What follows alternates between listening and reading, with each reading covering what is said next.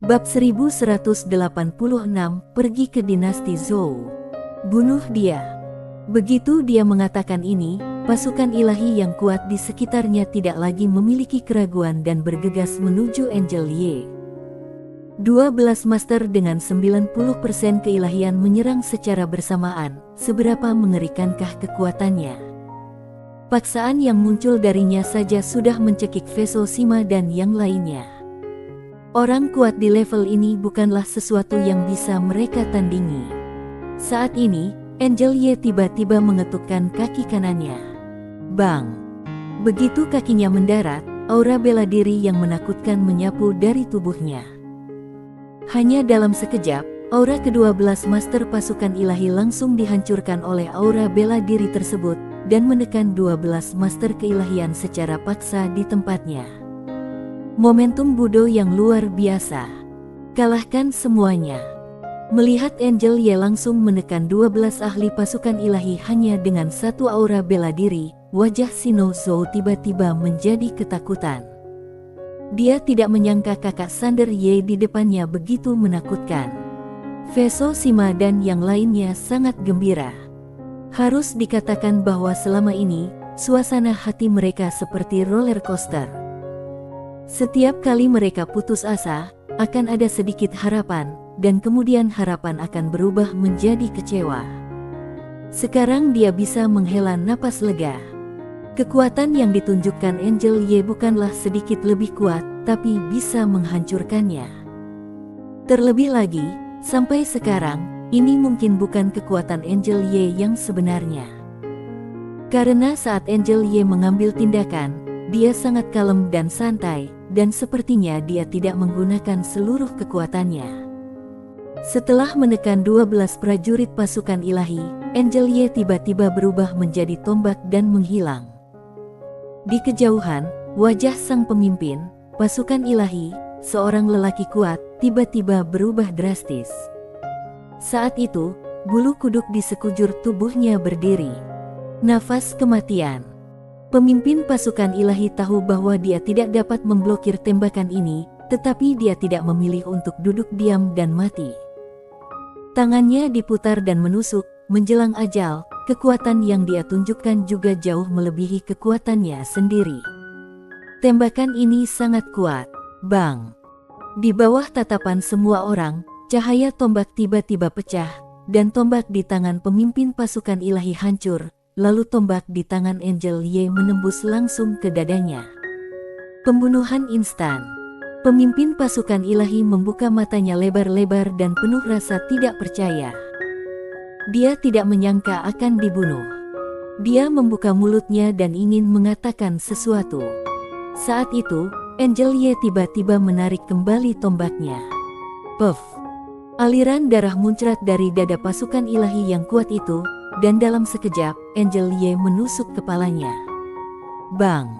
Langsung hancur. Setelah membunuh master pasukan ilahi itu, Angel Ye tiba-tiba berbalik dan menikam master pasukan ilahi lainnya dengan tombak. Wajah orang kuat pasukan ilahi berubah drastis. Bagaimana dia bisa menahan tembakan ini? Dia hendak mundur, tetapi kekuatan tombak yang menakutkan langsung menyelimutinya, menekannya di tempat. Dia merasa ngeri, dan saat dia hendak mengambil tindakan, tombak Angel Ye sudah datang. Jelek. Tanpa ketegangan, langsung terbunuh. Ketika tombak Angel Ye menembus alis orang kuat itu, sebelum semua orang bisa bereaksi, cahaya tombak lainnya ditembakkan ke arah master pasukan ilahi yang tersisa. Dalam sekejap mata, semua master pasukan ilahi sudah tumbang. Terlebih lagi, mereka bahkan tidak punya kesempatan untuk melawan. Ketika semua orang di tempat kejadian bereaksi, ke-12 ahli pasukan ilahi sudah tewas. Tidak ada yang bisa menangkis serangan dari Angel Ye. Satu orang dan satu tombak menyapu semuanya. Setelah Angel Ye menyelesaikan master pasukan ilahi terakhir, dia perlahan menoleh untuk melihat ke arah Sino Zhou tidak jauh dari situ. Saat ini, wajah Sino Zhou benar-benar ketakutan. Tentu saja, dia ngeri.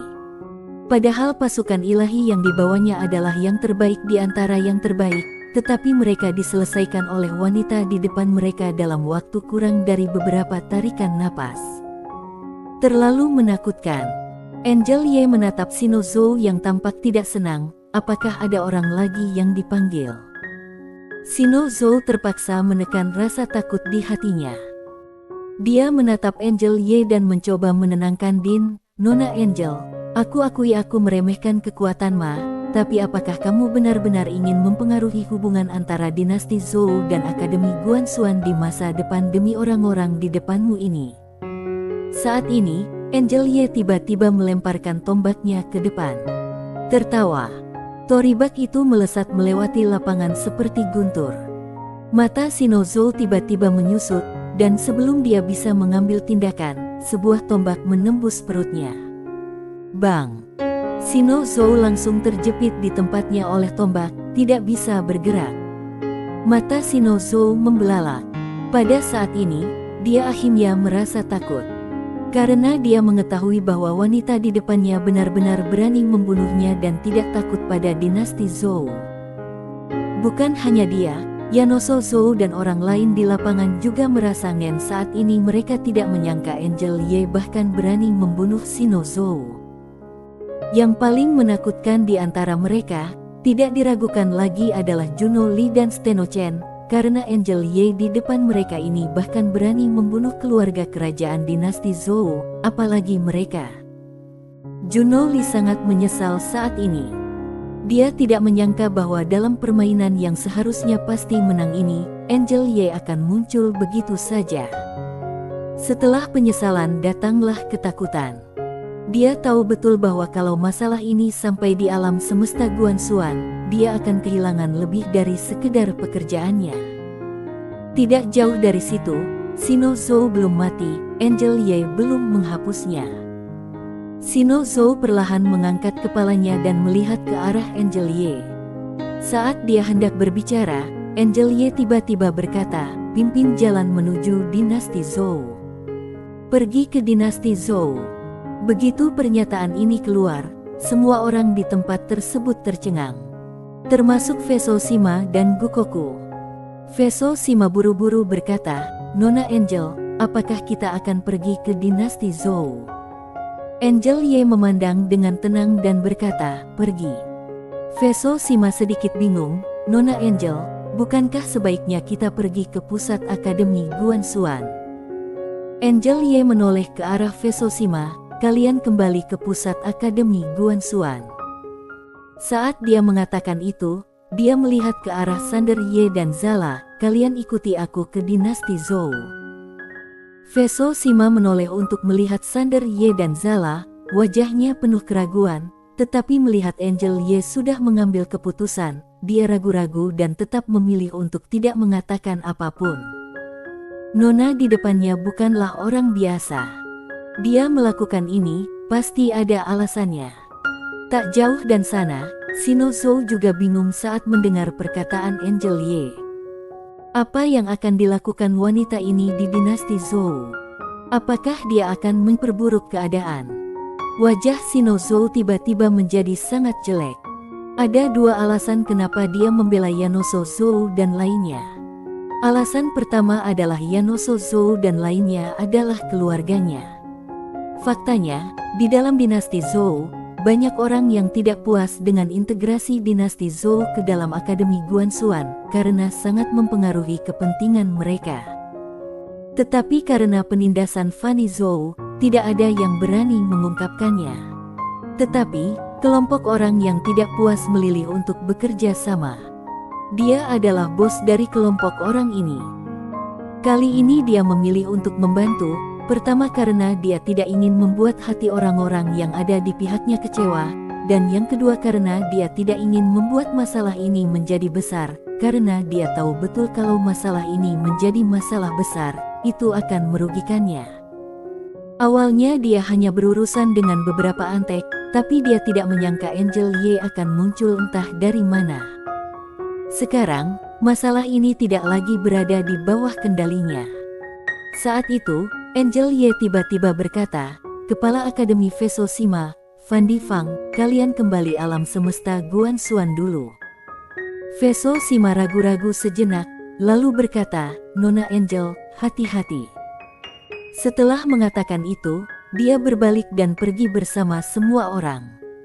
Pada saat ini, Shinozou tiba-tiba berkata dengan suara yang serius, "Nona Angel, tahukah kamu bahwa kalau kamu melakukan ini, kamu pasti akan menghancurkan persahabatan antara dinasti Zhou dan Akademi Guanxuan?" Angel Ye menatap Shinozou, "Kalau dinasti Zhou bodoh, maka akan dihancurkan." "Kamu?"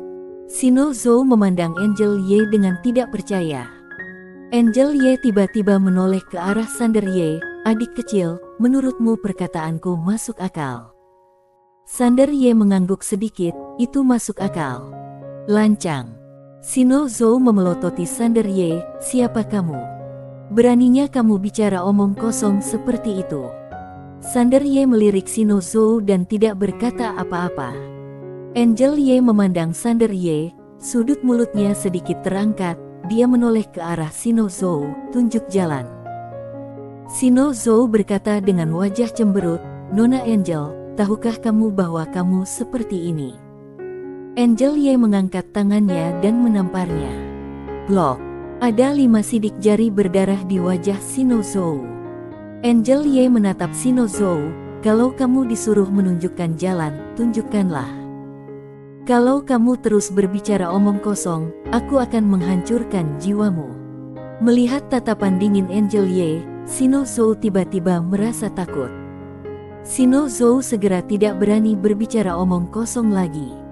Dengan begini, Shinozou membawa Angel Ye bertiga ke dinasti Zhou. Angel Ye tidak peduli dengan Steno Chen dan yang lainnya, tapi Steno Chen dan yang lainnya juga segera mengikuti ke dinasti Zhou.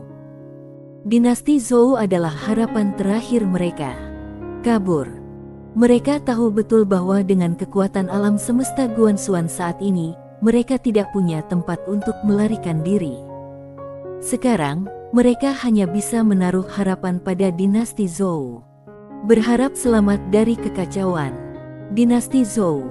Pada hari ini, 3 orang datang ke pintu ibu kota kerajaan dinasti Zhou. Pemimpinnya adalah Angel Ye, dan di sebelahnya ada Sander Ye dan Zala. Di belakang mereka, tenggorokan Shinozou diikat dengan tali, dan dia tidak berdiri, tetapi berbaring. Dengan cara ini, Angel Ye menyeretnya seperti anjing menuju ibu kota kerajaan dinasti Zhou. Di tanah, wajah Shinozou berubah, tetapi dia tidak dapat berbicara karena lidahnya langsung terpotong. Shinozou sangat kesal saat ini. Dia tidak menyangka akan diperlakukan seperti ini, bagaimanapun juga, dia juga seorang pangeran dinasti Zhou, tetapi saat ini dia diperlakukan seperti anjing, dan masih di wilayah dinasti Zhou. Menghina. Menghina sekali. Shinozou berharap dia bisa mati begitu saja. Angel Ye dan kelompoknya secara otomatis menarik perhatian dinasti Zhou. Segera, aura misterius yang tak terhitung jumlahnya tiba-tiba melonjak dari langit dan bumi. Angel Ye mengabaikan aura itu dan terus menyeret Shinozou menuju bagian dalam dinasti Zhou. Pada saat ini, seorang lelaki tua tiba-tiba muncul di depan Angel Ye. Pria tua itu menatap Angel Ye dengan tatapan jahat di matanya, "Yang mulia siapa?" Angel Ye berkata dengan tenang, "Angel Ye."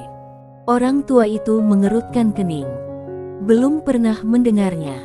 Orang tua itu melirik ke arah Shinozou yang diseret di belakang Angel Ye, dan berkata dengan ekspresi muram, "Tidak peduli siapa kamu, kalau kamu berani memperlakukan anggota keluarga kerajaan dinasti Zhou seperti ini, maka kamu adalah dinasti Zhou." Angel Ye mengangkat tangannya dan menusuk. Tertawal. Kepala lelaki tua itu langsung ditembus. Pembunuhan instan. Lancang.